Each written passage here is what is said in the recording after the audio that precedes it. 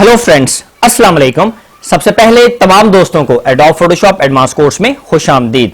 जैसे कि आप तमाम दोस्तों को मालूम है कि आज हम लोगों की एडोब फोटोशॉप एडवांस कोर्स की क्लास नंबर 2 है। और फ्रेंड्स, हमारा आज का टॉपिक है how to set foreground colour and background colour in Adobe Photoshop के आपने एडोब फोटोशॉप के अंदर फोरग्राउंड एंड बैकग्राउंड कलर को किस तरीके से सेट करना है। तो फ्रेंड्स, क्लास को स्टार्ट करने से पहले अभी तक जिन स्टूडेंट्स ने मेरा YouTube पे channel sir Arsalan PC tips को सब्सक्राइब नहीं किया तो वो काइंडली मेरे चैनल को सब्सक्राइब कर दें ताकि मेरी हर नई आने वाली वीडियो और मेरा हर नया कोर्स आप लोगों को आसानी तौर पर मिल सके। तो फ्रेंड्स, चलिए अब हम चलते हैं अपनी क्लास की तरफ। सबसे पहले हम अपने एडोब फोटोशॉप को ओपन कर लेते हैं। फ्रेंड्स, मैं एडोब फोटोशॉप CS6 को इस्तेमाल कर रहा हूं। अगर आप एडोब फोटोशॉप CS6 को डाउनलोड, इंस्टॉल एंड एक्टिव करना चाहते हैं तो इस वीडियो के डिस्क्रिप्शन में आपको लिंक दे दिया गया है।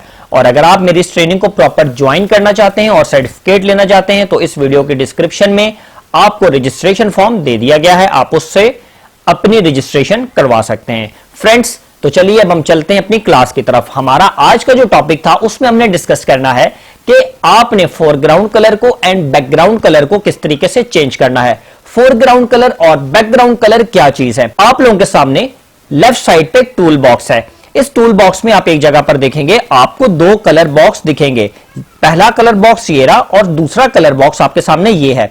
जो फर्स्ट कलर बॉक्स है इसको कहते हैं फोरग्राउंड कलर। क्या कहते हैं? Foreground colour. और सेकंड वाला जो बॉक्स है इसको कहते हैं बैकग्राउंड कलर।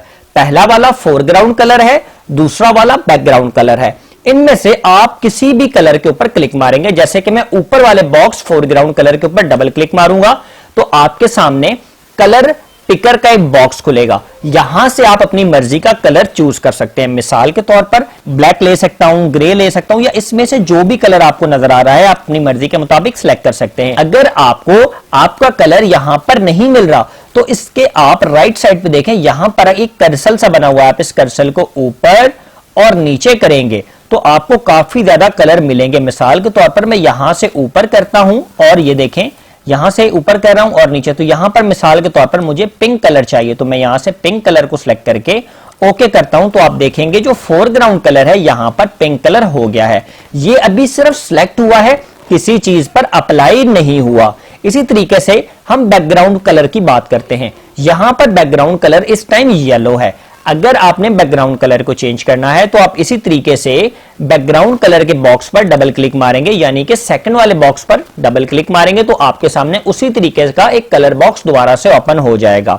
फ्रेंड्स, अब हम बात करते हैं, अगर आपने यहां पर कोई कलर सेलेक्ट करना है तो आप आसानी के साथ कर सकते हैं। अगर यहां कोई कलर नहीं है तो ऊपर नीचे, मिसाल के तौर पर यहां पर आकर मैं ग्रीन कलर को ले लेता हूं और ओके करता हूं।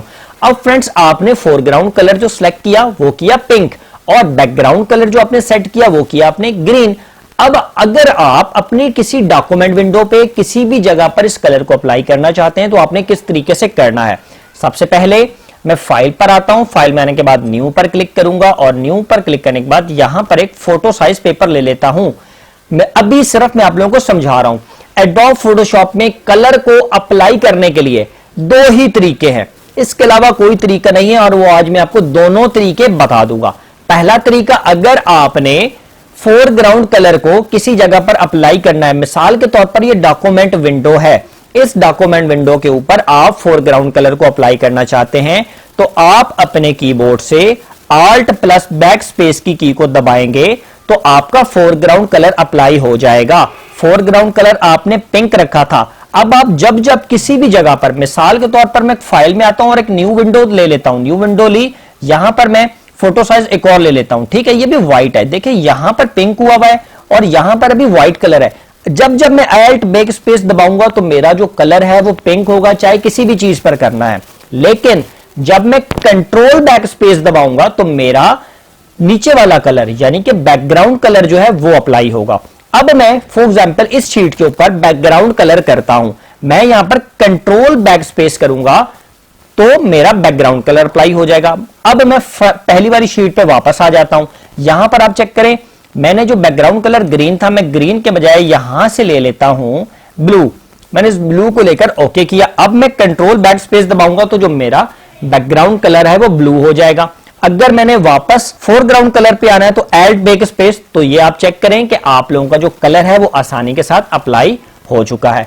फ्रेंड्स अब मैं आपको कलर के बारे में थोड़ी सी मजीद डेफिनेशन देता हूं।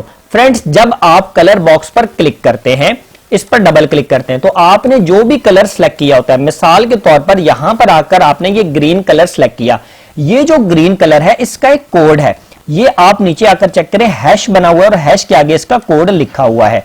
ये जो कोड है आप अपने पास सेव कर सकते हैं। मिसाल के तौर पर कल को आप एडोब फोटोशॉप को बंद कर देते हैं या कुछ टाइम के बाद आपको एडोब फोटोशॉप में वही कलर चाहिए जो आपने पहले इस्तेमाल किया था, या किसी चीज पर आप उस कलर को इस्तेमाल कर चुके हैं, आपको वही कलर की जरूरत है, तो इस कलर को आप यहां से कॉपी कर ले। जैसे कि मैं आपको समझाता हूं, ये जो पिंक वाला कलर है, ठीक है, इस पिंक कलर के मैं यहां पर आकर ग्रीन कलर को सिलेक्ट कर लेता हूं और ये ग्रीन कलर का जो कोड है मैंने अपने पास कॉपी कर लिया, कंट्रोल सी से मैं कॉपी कर लेता हूं और ओके करता हूं। ठीक है, अब यहां पर ग्रीन कलर हो गया, मैं यहां से इस कलर को ब्लैक कर देता हूं। अब ओके, अब देखें मैंने यहां पर ब्लैक कर दिया। अगर मुझे वापसी उस कलर पर, ग्रीन कलर पर आना है तो कैसे आना है, मैं इस पर डबल क्लिक करूंगा। अब देखें जी, मैं उस ग्रीन कलर पे जाऊंगा तो कंफर्म ग्रीन कलर नहीं होगा, थोड़ा बहुत फर्क आ जाएगा।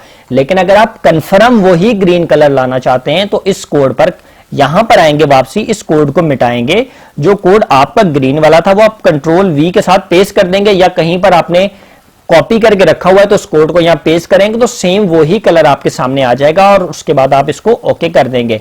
ये रूल फोरग्राउंड कलर के लिए भी है और बैकग्राउंड कलर के लिए भी है। फ्रेंड्स आज की इस क्लास के अंदर हम लोगों ने सीखा कि आपने फोरग्राउंड कलर और बैकग्राउंड कलर किस तरीके से चेंज करना है। फोरग्राउंड कलर जो है वो अल्टर बैकस्पेस के साथ चेंज होता है और आपका जो बैकग्राउंड कलर है वो चेंज होता है कंट्रोल बैकस्पेस के साथ।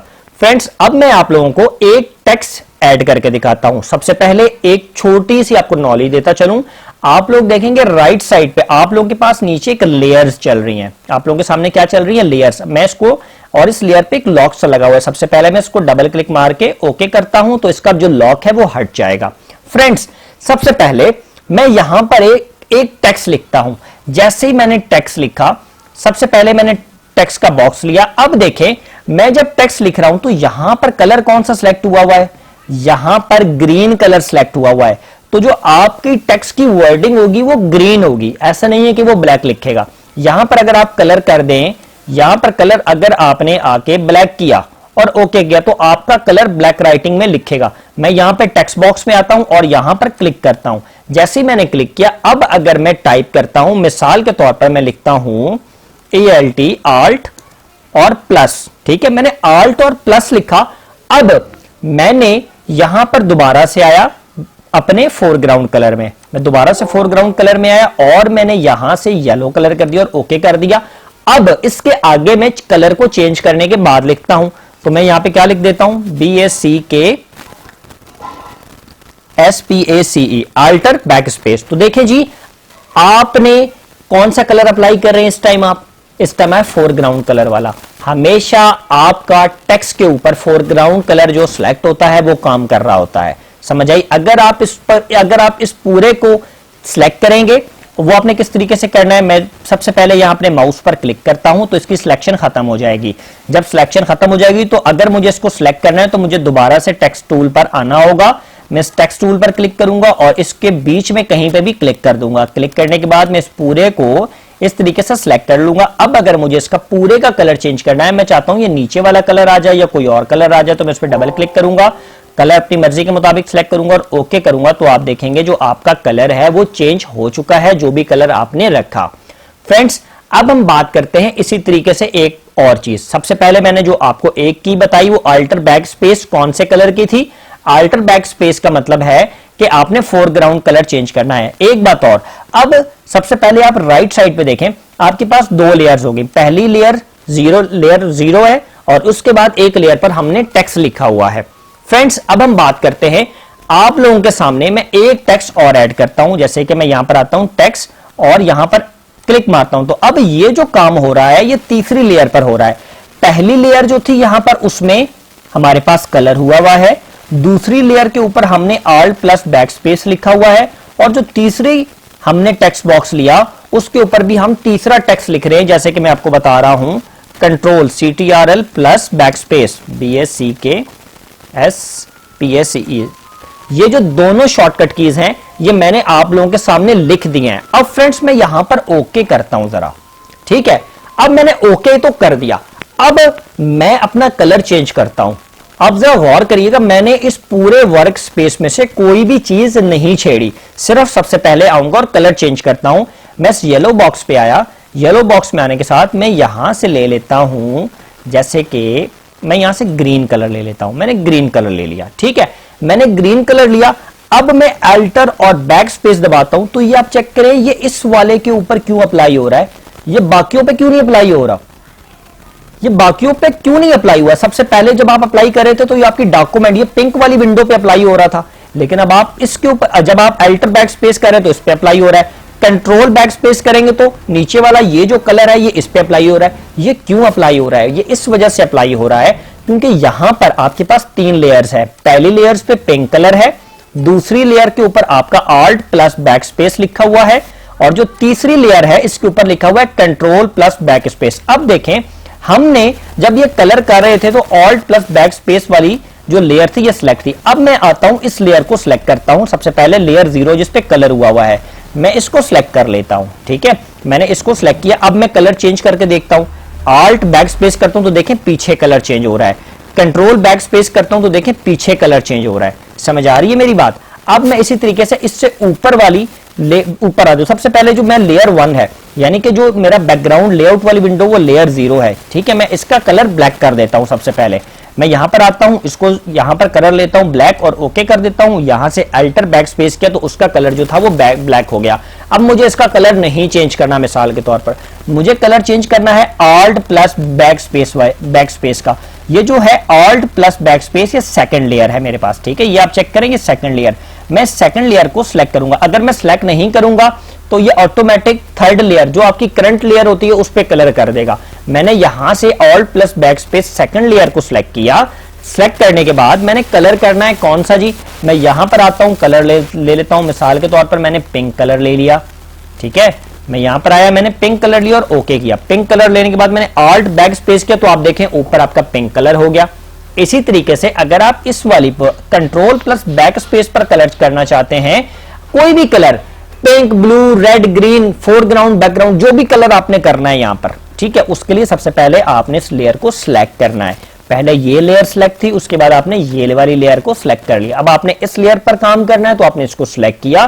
اس کے بعد آپ اپنی مرضی کے مطابق چاہے فور گراؤنڈ کلر لیں چاہے بیک گراؤنڈ, جیسے کہ میں یہاں سے بیک گراؤنڈ کلر لیتا ہوں. بیک گراؤنڈ کلر میں یہاں پہ یلو کلر لے لیتا ہوں, اوکے. اب آپ کو پتا ہے اس والی لیئر کے اوپر یہ جو لیئر 3 تھی اس کے اوپر میں نے کنٹرول پلس بیک سپیس لکھا تھا. اگر آپ نے اس لیئر کے اوپر کلر چینج کرنا ہے فور گراؤنڈ یا بیک گراؤنڈ, مثال کے طور پر آپ نے بیک گراؤنڈ کرنا ہے, کون سا کلر کرنا ہے, back ground. Back ground colour یہ یلو ہے, پیلا والا, تو کنٹرول بیک سپیس دبائیں گے تو آپ کا کلر چینج ہو جائے گا. اگر آپ نے فور گراؤنڈ یہاں پر یہ والا کلر لانا ہے, میں پنک کے بجائے یہاں پر کلر کر دیتا ہوں گرین اور اوکے کرتا ہوں. اب ایڈ بیک سپیس دباؤں گا تو میرا گرین کلر ہو جائے گا. اب فرینڈز یہ 2 چیزیں تو ہم نے سیکھ لی, ٹھیک ہے, یہ 2 چیزیں ہم نے سیکھ لی. اب ہم بات کرتے ہیں اگر آپ نے ایڈوب فوٹوشاپ کے اندر کسی چیز کی کاپی نکالنی ہے, مثال کے طور پر یہ کنٹرول پلس بیک سپیس لکھا ہے, میں چاہتا ہوں مجھے اس کی کاپی چاہیے ایک اور اسی طریقے کا نکل آئے, تو میں اس کو سب سے پہلے سلیکٹ کروں گا, اپنے اس ماؤس کو سلیکٹ کروں گا. سب سے پہلے یہاں پر آؤں گا, اس ماؤس کو سلیکٹ کروں گا, اس کے بعد یہاں پر آؤں گا, یہاں پر اس والی لیئر کو سلیکٹ کروں گا, جو تھرڈ والی لیئر تھی, یہ دیکھیں یہ والی. اس لیئر کو رائٹ کلک کر کے کنٹرول پلس بیک سپیس کو سلیکٹ کروں گا اور کنٹرول جے کا بٹن دباؤں گا. جب کنٹرول جے کا بٹن دبا دوں گا تو یہ آپ چیک کریں یہاں پر control plus back space copy یعنی کہ ایک لیئر اور نکل آئی ہے. آپ نے اس لیئر کو پکڑ کے یہاں پر ڈاؤن لوڈ کر لیں یا ماؤس سے ذریعے کہیں پہ بھی آپ گھما سکتے ہیں آسانی کے ساتھ.